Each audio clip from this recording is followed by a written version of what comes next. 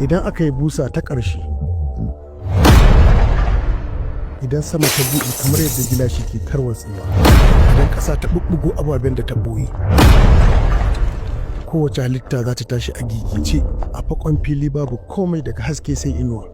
Rana ce da aka jima ana jin labarinta, rana ce da wasu suka kawar da kai daga zuwanta, rana ce da aka yi alkawarin zuwanta kuma ta fita. Mutane ne ke jere sahu-sahu, idanuwansu a buɗe cikin firgici, wasu suna lullube da rahamar Allah, wasu kuma jikinsu na rawa suna jiran sakamakon abin da suka aikata, da tsammanin ko za su samu rahama. Daga nan sai wata gada ta bayyana, siririya ce kamar gashin kai, da kaifi kamar takobi, wato siraɗi.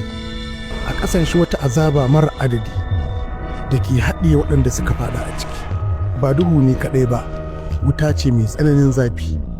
Manzo Allah tsira da amincin Allah su tabbata a gare shi ya ce, a saman wuta akwai wata gada, siririya kamar gashin kai, da kaifi kamar takobi.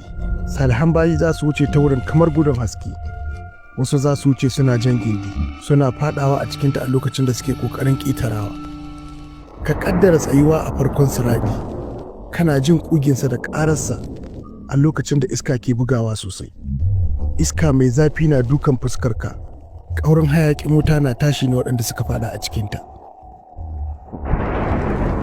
Sai ka hango ƙofofi guda 7, kowace girmanta iya kallonka. A bayan ƙofofin akwai wata halitta mai razana zuciyar mai kallonta. Mai gadin waɗannan ƙofofi zai bayyana, sunansa Malik, idanunsa kamar hasken tsawa, bai taɓa murmushi ba. Tun ranar da aka halicci wuta, Malik yake tsaye yana gadinta, ba motsi ba sassabci. Mutanen da ke cikinta za su dinga faɗa, ya kai Malik, ka roƙa mana Ubangijinmu ya karɓi rayuwarmu. Zai yi shiru da ɗai baya jinsu. Ƙofa ta farko za ta buɗe, cikin akwai tartsatsi da ƙugi. Wannan ita ce wutar jahannama. Ƙofa ce ta waɗanda ke kiran kansu musulmai, amma suka shashantar da ibada.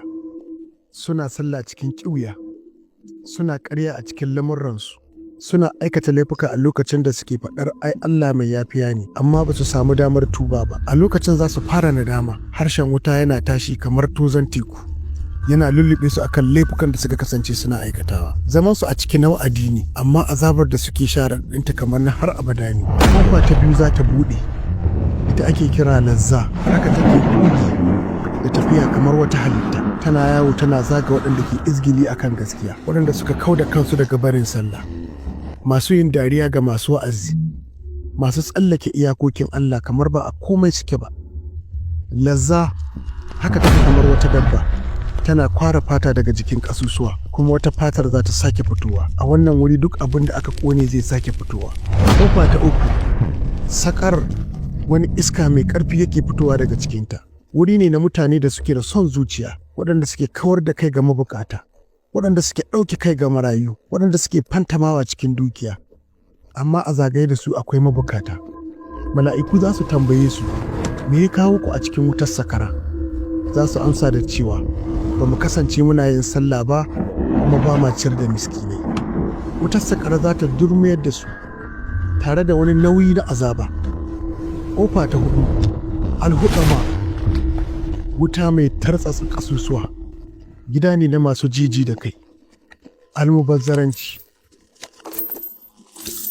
Su ne masu dariya ga gajiyayyu, suna tunanin dukiyarsu ba za ta ƙare ba. Allah yana faɗa a cikin Alkur'ani mai girma, wanda ya tara dukiya kuma ya mayar da ita abur tattalinsa, yana zaton cewa dukiyar za ta dawwamar da shi. Aha, lalle ne za a jefa shi a cikin wutar habama. Dukiyarsu za ta narke a jikinsu, narkakkiyar sarƙa za ta rataye wuyansu har zuwa bayansu. Za su ɗanɗani azaba bisa dukiyar da suka kasance suna bautawa. Ƙofa ta 5 za ta buɗe cikin wata ƙara, jahim mai tartsatsi. A nan ne ake ƙona masu ɗagawa, mulki da girman kai, waɗanda ke tunanin mulkinsu ya fi kowane irin mulki girma. Rawanin mulkinsu ya tafi, wuta ta tafi da fuskokinsu, ana narkar da ɗagawarsu a cikin wuta. Wuta za ta haɗiye duk wani iko da suke tunanin suna da shi. Ƙofa ta 6, sahiyar, wuta mai zuganyewa. Wannan gida ne na masu kitsa yaƙe-yaƙe, makiya annabawan Allah masu shirya zubar da jini ba su tsaya ga ƙin gaskiya kaɗai ba har da ƙoƙarin yaƙarta. Duk wani ƙashi a jikinsu zai kasance yana ƙara, duk wani numfashinsu zai kasance kamar an tarwatsa gilashi. Za su ci gaba da jin kukan mutanen da suka cutar a duniya har nasu kukan ya game da kukan da suke ji. Ƙofa ta 7 ita ce mai zurfi, mai duhu, rami ne wanda baya da iyaka. Alhawiya, a nan ne za a shigar da munafukai.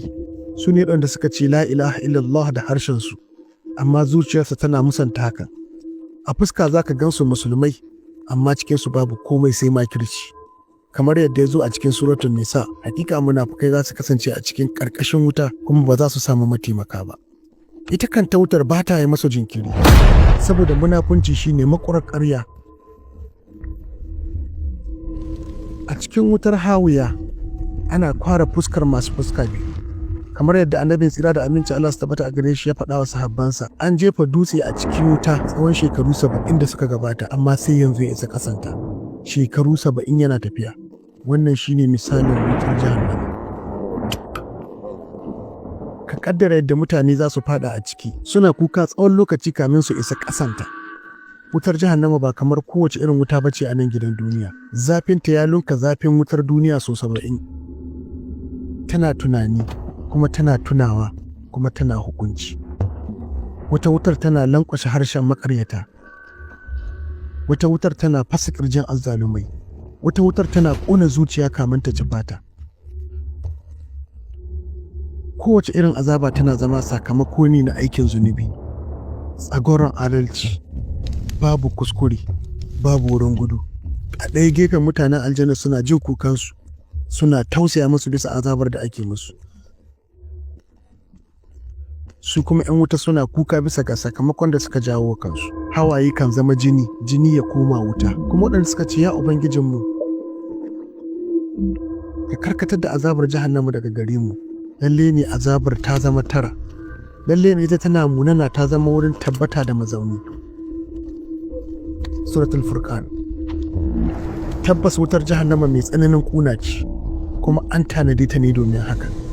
Amma jin wannan gargaɗi rahama ne. Idan yanzu kake jin wannan, hakan ya nuna har yanzu kana da rai, kana da sauran lokaci. Ka ƙara mai da hankali ga sallah, ka yi tuba ga laifukan da kake aikatawa, ka ambaci haƙiƙanin astaghfirullah, saboda zaɓinka a nan duniya shine tsani ga makomarka. Ayyukanka su ne za su taimake ka hawan siradi.